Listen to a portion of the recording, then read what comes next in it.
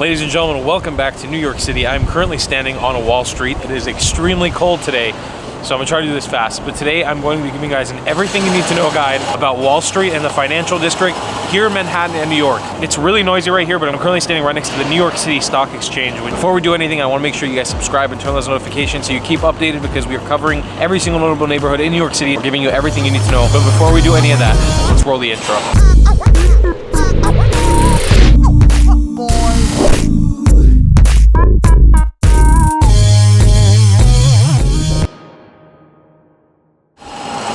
I'm gonna take cover behind a building because it's really loud. So like I mentioned already, it's very, very cold today. So if I'm hiding and stuff, that's why, because it's just very, very cold. But we'll start this by saying, this is the New York City financial district. In a sense of tourist attractions, there's so much to do here because it is such a quintessential place in New York City, such a picturesque place in New York City. A lot of the big skyscrapers, I would say the biggest skyscrapers in New York are right here. So we're starting on Wall Street. That's the Wall Street right behind me. It stretches out. It's all a financial, very businessy area. You're gonna see a lot of guys in suits walking around, a lot of people in suits. But we're gonna start this right in front of the New York Stock Exchange. Cool, it is a super impressive building to come stand in front of and take a look at. And if you peer through the building, you might be able to see some stockbrokers and stuff leaving and entering. We have right next to it the Federal Hall National Memorial. And right here is basically a really cool statue of George Washington, the first president of the United States, is literally sitting on Wall Street right across from the New York Stock Exchange. So something definitely worth checking out if you're a tourist in the United States and you want to see what our first president looked like. All right, so walking through this area of New York City is going to feel very different than the rest of the city, specifically because everything is super condensed here. All the buildings are so close to each other and so tall. It gives walking through here just a completely different feeling. I'm just always looking up here. So the building that we're walking by right now is the Federal Reserve Bank of New York, and it's where a lot of the money and finances are stored for the city. At least they used to be. I'm not sure how much of it is still stored there nowadays. But what's really cool about it is it has 5 stories going underground into subterranean vaults. The bank is legitimately so big, I've been trying to get a shot of it all in one frame. I can't. It is so wide and so tall. So if you're wondering about food in the financial district, it's something kind of interesting we need to talk about, especially if you're coming here as a tour. I would recommend probably stay away from trying to get food here. Even though you can get food and there's a lot of food options, everything's gonna be a little pricier. Just because this is a business area, more of a touristy area, so everything's gonna be very expensive and overpriced. That being said, because there's a plethora of people working here at all days and they wanna get cheap food, you have food trucks and food stands and food carts everywhere. I kid you not, I don't think I've ever seen a congregation of food carts like this in New York City. They're on every corner. So we've come to the main World Trade Center area because we are getting close to do something very exciting, but I've come to St. Paul's Chapel right now. This place is historical and notable because George Washington, first president of the United States, used to come and worship here. He used to pray here. So it's an awesome building and you gotta check it out. All right, so St. Paul's Chapel is pretty cool, but what's coming up next, which is right behind it, is probably one of the coolest things you can find here in the World Trade Center financial district area. This thing right here behind me is called the Oculus. It literally looks like a massive sea sponge, sea slug thing. It is so freaking cool looking. It's gotta be one of the coolest looking buildings in New York, if not the coolest. It is right in front of the One World Trade Center, which is the crazy activity that we're going to do right after we visit the Oculus. We're gonna head on to the Oculus because it is a sort of mall, train station, subway station. It's a bunch of things. So let's head on in there and explore a little bit. Okay, so right before we head in there, I just wanna make a little note. I think that one of the coolest things about the Oculus is the fact that no matter where you look at it from, it looks so freaking cool and wild.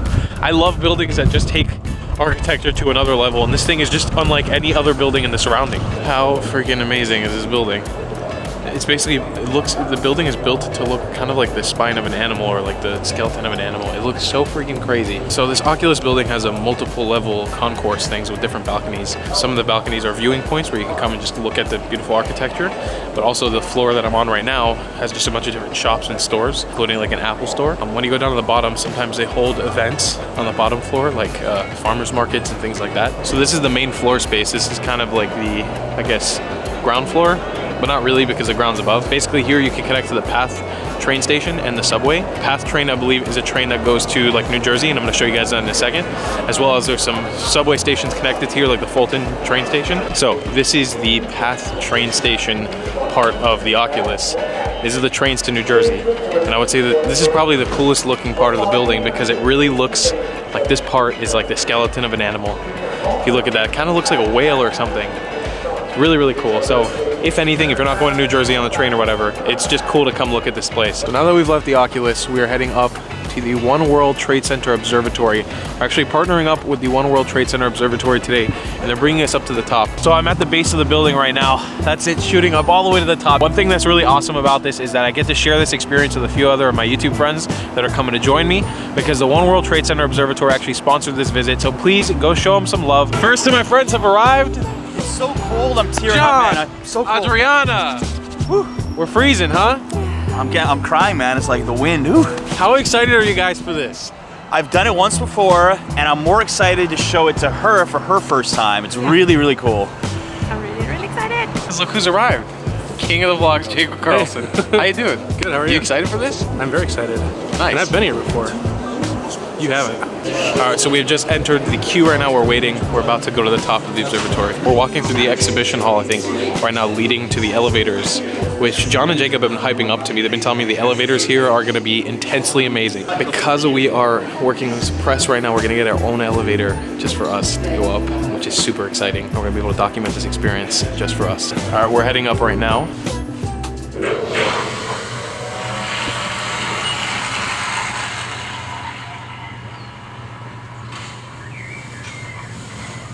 Whoa, this is crazy. Oh my goodness. Whoa. Whoa. Oh my goodness, this is so crazy. Oh, there's the Empire State Building. That was fast. Oh my goodness. Welcome to One World Observatory. Alright, so that happened kind of fast. To explain to you guys what we just saw, basically the elevator is filled with plasma screen TVs, and it takes you up on a journey of New York back in time, and you see like a time lapse of New York being built in front of you as you're going to the top of this building. Alright, so we've been teasing you long enough. It is time to finally see the view from the tallest building in the Western Hemisphere, the One World Trade Center Observatory. So this is one of your top recommendations to do here in the financial district in New York City, the One World Trade Center Observatory. We can literally see everything from here. You have a 360 panorama view of the entirety of New York City. We have amazing views of the Chrysler Building, the Empire State Building, the Bronx, Brooklyn, Manhattan, Queens, New Jersey, and Staten Island, and it's just incredible. All right, Johnny, what do you think of this view? I think this is the best view in New York, and if you had to pay to go to the top of one building, I would 100% recommend this one, because you just get this incredible 360-degree view. Hey Jacob, hey. What do you think about this? I love it. I absolutely love it. It's a must-do if you come to New York City. I honestly think that. All right, guys, our time here has come to an end. We are now going to head down back to the financial district.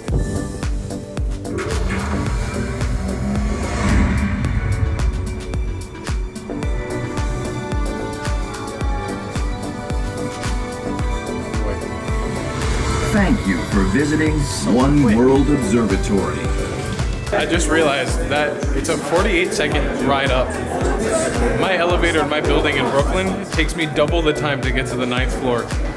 So that was amazing. So we're still right under the World Trade Center building. Where we're jumping to now is a place called Brookfield Place. It's a mall. It's right across the street, but it's too cold, so we're actually gonna go through a different way to get there.